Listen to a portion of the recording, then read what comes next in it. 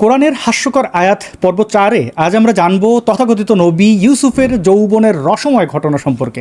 মুমিন মুসলমানরা মনে করেন যে কোরআনে না জানি কত শত জ্ঞানের কথা বলা হয়েছে, কত শত বিজ্ঞানের কথা বলা হয়েছে, তাই তারা কোরআনের কোনো রকম অবমাননা হলেই উত্তেজিত হয়ে জ্বালাও পোড়া অবস্থা শুরু করে। কিন্তু কোরআন যে প্রকৃতপক্ষে আবর্জনায় ভর্তি একটি বই, সে সম্পর্কে তারা জানতেও চায় না, কোনো কিছু খুঁজেও দেখতে চায় না। আপনাদের অনুরোধ করি প্রতিদিন নিয়ম করে মন খুলে কোরআন পড়বেন। আজ কোরআন থেকেই তথাকথিত নবী ইউসুফের কেচ্ছা আপনাদের বলবো, এবং এখানে দেখতে পাবেন যে এই ঘটনাগুলো এক প্রকার রসময় গুপ্তের চটি গল্পের মতোই। আপনারা নিশ্চয়ই কোরআনের 12 নম্বর অধ্যায় বা সূরা ইউসুফের নাম শুনেছেন। 111টি আয়াত বা ভার্স রয়েছে এই সূরাটিতে। অবশ্যই আপনারা সূরাটি তাফসীর সহ পড়বেন এবং বিভিন্নভাবে প্রশ্ন বের করবেন। এসব গল্প কি মহাবিশ্বের কোনো স্রষ্টা রচনা করতে পারে? কোথাকার কোন ইউসুফ কী স্বপ্নে দেখেছে, তার ভাইয়েরা তার সাথে কী আচরণ করেছে, ইউসুফকে কেন কূপে ফেলে দিয়েছে, ইউসুফ কিভাবে মিশরের রাজার কোষাধ্যক্ষ নিযুক্ত হলো, এগুলো দিয়ে আমরা করবোটা কি? এসব আষাঢ়ে গল্প আমাদের কোনো কাজে লাগে? সূরা ইউসুফের 96 নম্বর আয়াতে আছে, ইউসুফের জামা তার বাবা ইয়াকুবের চেহারার উপর রাখলে ইয়াকুব বা সোকল্ড নবী ইয়াকুব দৃষ্টিশক্তি ফিরে পায়। ওরে বাবা, কি ম্যাজিক, তাই না? এই সূরায় লেখা আছে ইউসুফ নবীর সাথে আরেক লোকের স্ত্রী জুলেখা বিবির কেমন করে পরকীয়া প্রেম ঘটেছিল। আরেক জায়গায় লেখা আছে ইউসুফ জুলেখা কে কাকে কোন দিক দিয়ে হান্দাইয়া দিতে চেয়েছিল সেসবের বিবরণ। সরি, আমাকে ভুল বুঝবেন না, কোরআনেই এরকম লেখা আছে। চলুন এই সূরার 23 নম্বর আয়াত থেকে আমরা একটু পড়ে দেখি।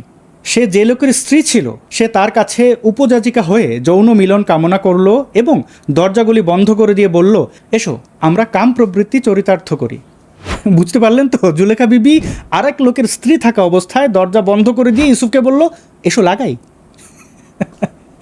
আপনারা কি বিশ্বাস করেন এই আয়াত আল্লাহ নাজিল করেছেন?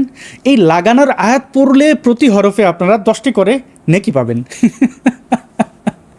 আচ্ছা, একটু ভেবে বলেন তো, চটি গল্পের বইয়ের সাথে এর ব্যবধান কোথায়? ভাবুন, বারবার ভাবুন। এরপর এই লাগালাগির কি হলো সেটি 25 নম্বর আয়াত থেকে চলুন আমরা আরেকটু জেনে নিই।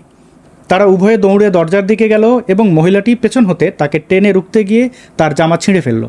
কি অবস্থা দেখেন, জুলেখা বিবি ইউসুফ নবীকে একলা পেয়ে খেয়ে ফেলতে চেয়েছে, পেছন দিক থেকে কাপড় টেনে ছিঁড়ে ফেলেছে। বাহ, কি হর্নি সিচুয়েশন! এগুলো আবার আমার পরম করুণাময় রোমান্টিক আল্লাহ গুরুত্ব সহকারে কোরআনে লিখে রেখেছে। বিশ্বাস হয়? সম্পূর্ণ সূরাটি তাফসীর সহ আপনারা মনোযোগ দিয়ে পড়বেন সেই অনুরোধ করছি। জুলেখা ছিল ইউসুফের মনিব, তৎকালীন ফেরাউনের উচ্চ পদস্থ কর্মকর্তার স্ত্রী, আর ইউসুফ ছিল সামান্য দাস মাত্র। একজন দাস তার মনিবের স্ত্রীকে লাগানোর সাহস পায় নাই। সোজা সাপটা এই কথাটাকে বা এই কাহিনীকে এত বিরাট করে কোরআনে বলা হচ্ছে কেন? অথচ এরকম অনৈতিক সম্পর্কের অনেক সুযোগ পেয়েও মারা খাওয়ার ভয়ে হাতছাড়া করার উদাহরণ রয়েছে আমাদের অনেকের মাঝেই, তাই না? তো এই চটি বই কোরআন আবার কিছু ইসলামিক রাষ্ট্রের সংবিধানও বটে। ওরে গান্ডুর দল, এটা কি করে সংবিধান হয়? এটা কি এই পুস্তকটা সংবিধানের নমুনা? এইসব কথাবার্তা কি সংবিধানে থাকবে? কোরআনের এসব হাস্যকর আয়াত দিয়ে নাকি জগতের সকল সমস্যার সমাধান করা যাবে। যিনি মহাবিশ্বের স্রষ্টা ও প্রতিপালক, তিনি নাকি আয়াত নাজিল করছেন কে কোথায় কারে লাগালো রে, কার কখন পুতের বউ দেখে বা বন্ধুর বাচ্চা মেয়েকে দেখে ইমানদণ্ড খাড়া হয়ে গেল, সেসব কোরআনে লিখে সেসব অপকর্মকে জাস্টিফাই করতে হবে। আমি কোরআন পড়ি আর মনে মনে ভাবি, হায় হায়, আপনারা এত বোকা হলেন কিভাবে? এগুলো পড়ে আপনারা বোঝেন না যে কোনো এক নিম্নরুচির মানুষ এগুলো রচনা করেছে? কেন আপনাদের শুধু আবেগই কাজ করে, বিবেক কাজ করে না?